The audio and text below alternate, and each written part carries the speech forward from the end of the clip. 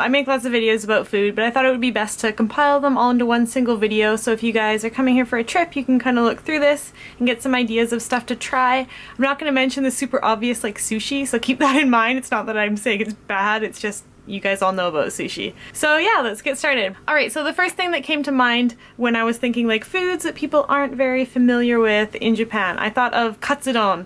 Katsudon is one of my favorite dishes. Even though I don't like meat, I really like katsudon.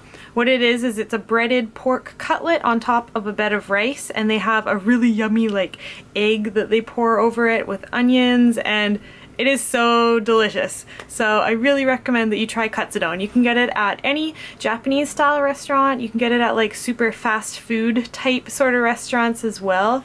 I will list a couple places where you can get each dish down below in the description box, so check that out.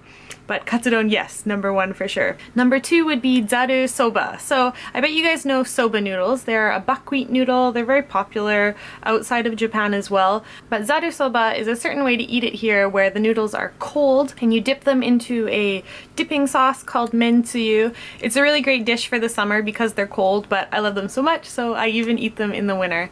Again, you can get these at any typical Japanese restaurant. Alright, number three would be udon. Udon are another type of noodles. They are thick and they're made from wheat flour, and I really like eating udon here because lots of the restaurants you can order your bowl of udon and then you can pick and choose the toppings that you want to put inside of it. My favorite is to put some kind of tempura on top and an egg, and I just think it's so yummy. Udon are really cheap and really filling, so it's a great meal if you're on a budget.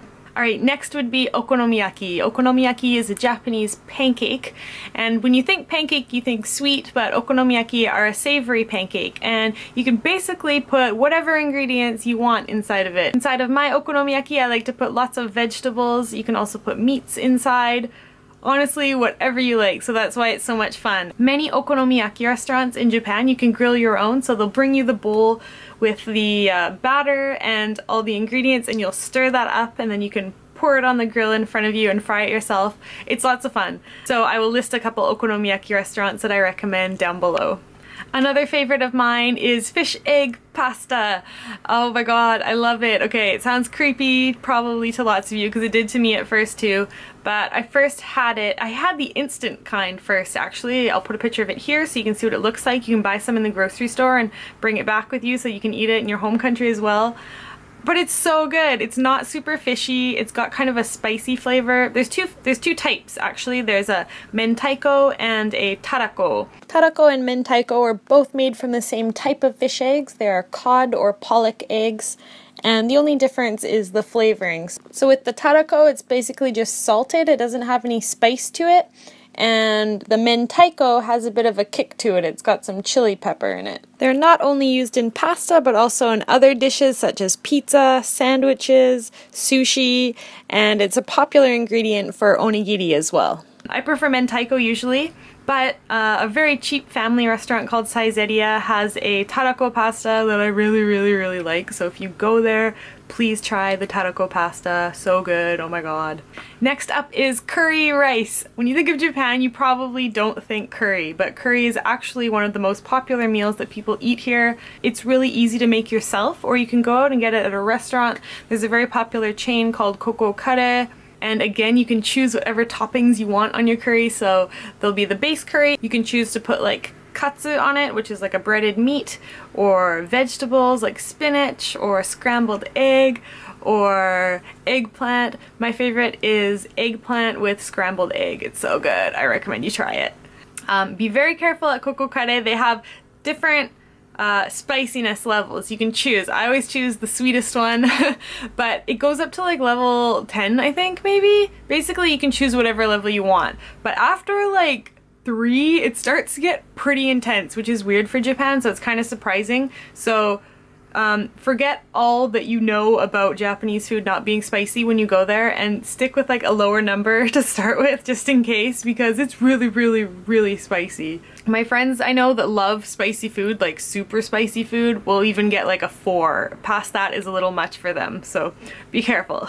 Another rice dish is omurice. Omurice is short for omelette, rice. So what it is it's like a flavored rice, and then it's covered in an omelet, and it's usually served with ketchup or a tomato sauce. There are so many Omurice restaurants in Japan, and they're all so delicious, and it's also really easy to make yourself.